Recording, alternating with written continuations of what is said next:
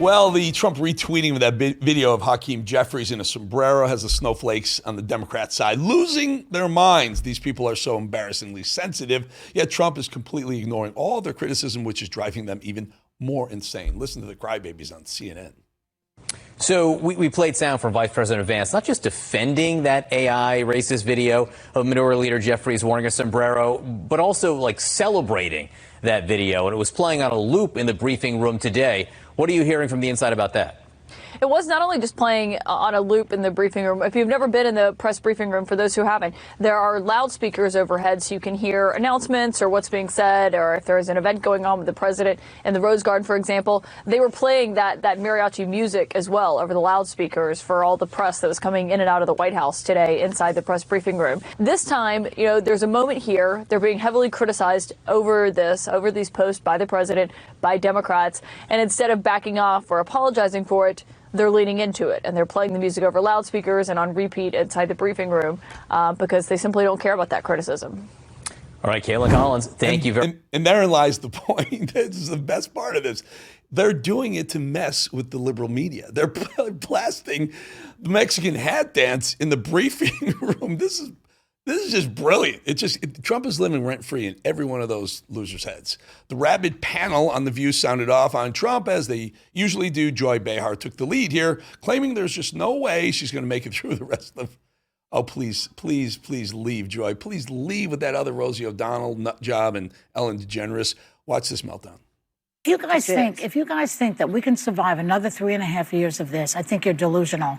Every day there's some nihilistic it's only Tuesday, Joy. Can we not start there? I hate to be Debbie Downer, but every day this guy is undoing something in this country that we value. Every day, every day is a shock and awe here.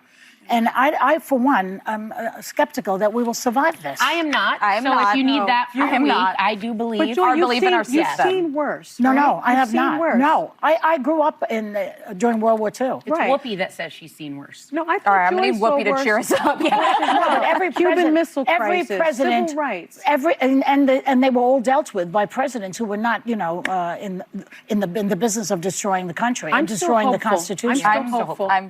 I mean, we always had presidents who followed the law, including Nixon. As bad as he was, he had respect for the Constitution.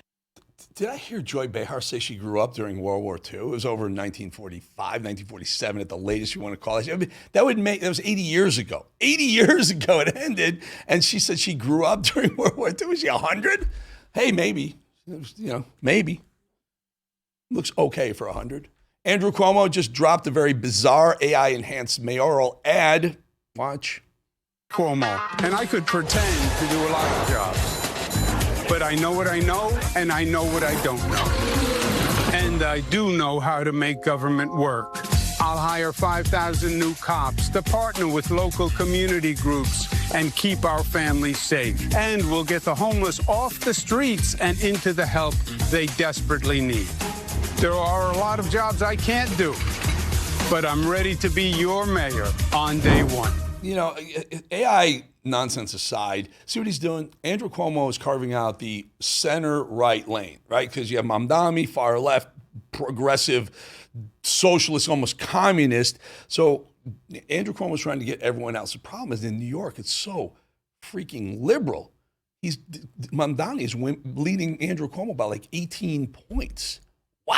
Wow, are they liberal? Jimmy Kimmel, already on thin ice, continues to take shots at the Trump administration, actually to Donald Trump and J.D. Vance. Listen to the little jab he threw at J.D. Not that anyone was really watching that show.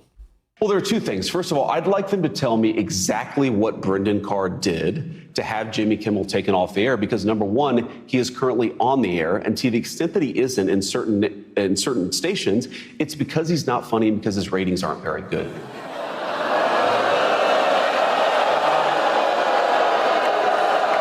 I have some good news for you, J-Dog. We're back on all the stations. He's currently on the air, and to the extent that he's not, it's because advertisers don't like him because his ratings aren't very good. My ratings aren't very good. Last time I checked, your ratings were somewhere between a hair in your salad and chlamydia. In 3.5 years, I'm not the one who's going to be doing mascara tutorials on YouTube. Well, we like to do numbers around here. Here are the numbers. It costs about $15 to $20 million a year to produce that show. That produces 126,000 people in the demo nightly.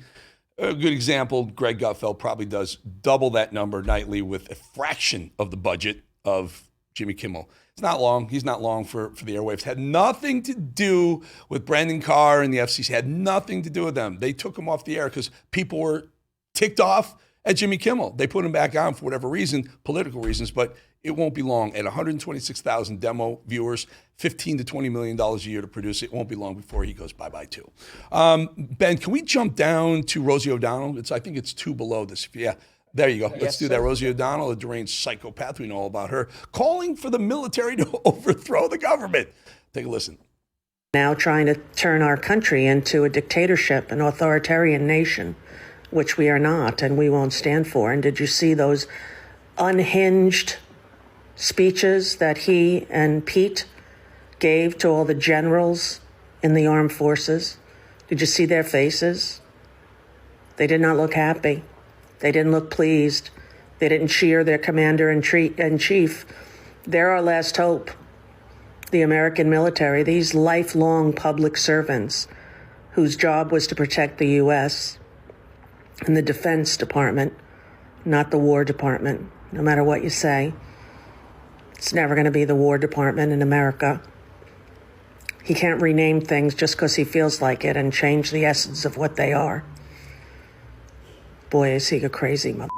So first of all, the military is wildly behind Pete Hegseth and Donald Trump. You're nuts. 2, aren't you in Ireland? What do you care what's going on? Can't you just stay there and stay out of what we're doing here? It's so nice to have you there. I'm so glad not to have to see you on TV. I don't know why I got to watch you on digital spewing nonsense about having the military overthrow our government. It's the other way around, my dear. The government and the military are together, working together right now. Throw liberals out of the country, maybe like you. We have some other stuff on the backside of the break. 2.5 minutes.